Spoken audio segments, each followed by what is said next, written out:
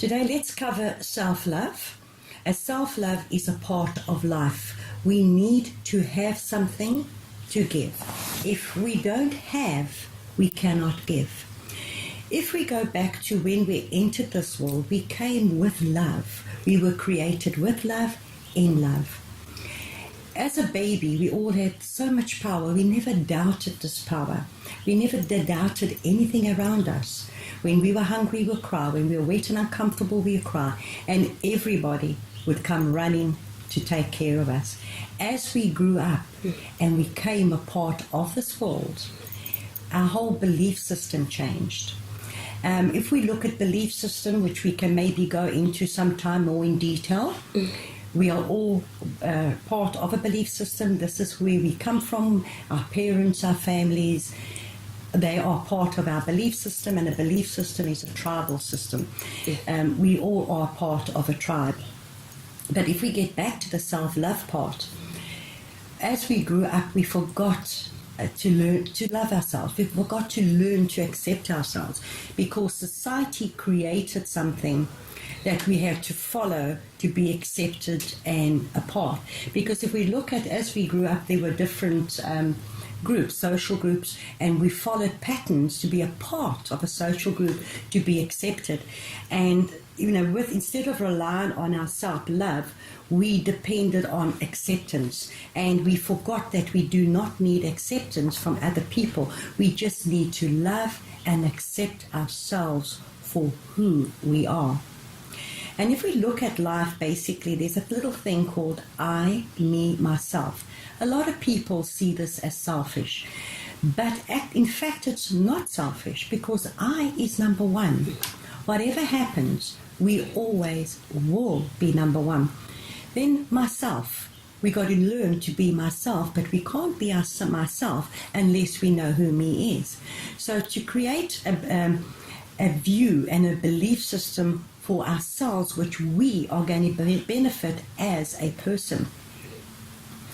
Because who we see ourselves and what we see ourselves to be, this is what we will portray to the world.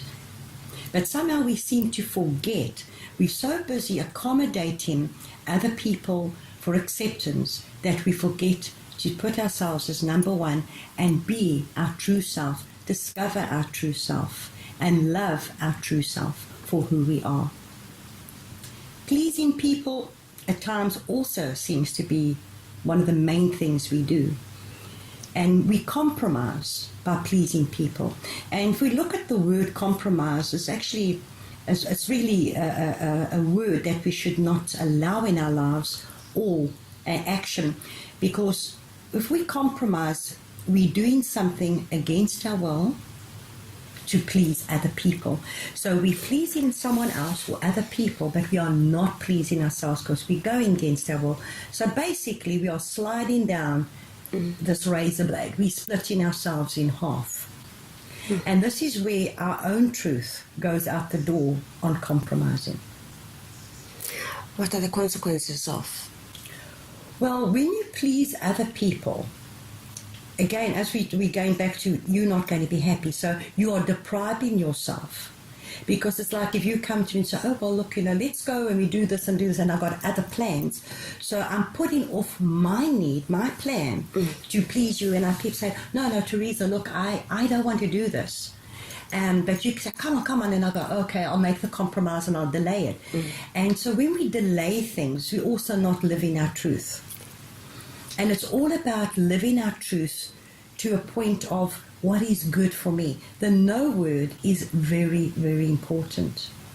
Because at times our no comes yes when the no should say no. Our no should be no and our yes should be yes. And I think this is why we get ourselves all in circumstances and situations where we shouldn't be because of acceptance. But acceptance starts with I, me, myself. And if we look at self-love, you are I, the universe, God, Buddha, whoever you want to call, the higher power, is I am. And if we say I and I am, then immediately we can hear the difference.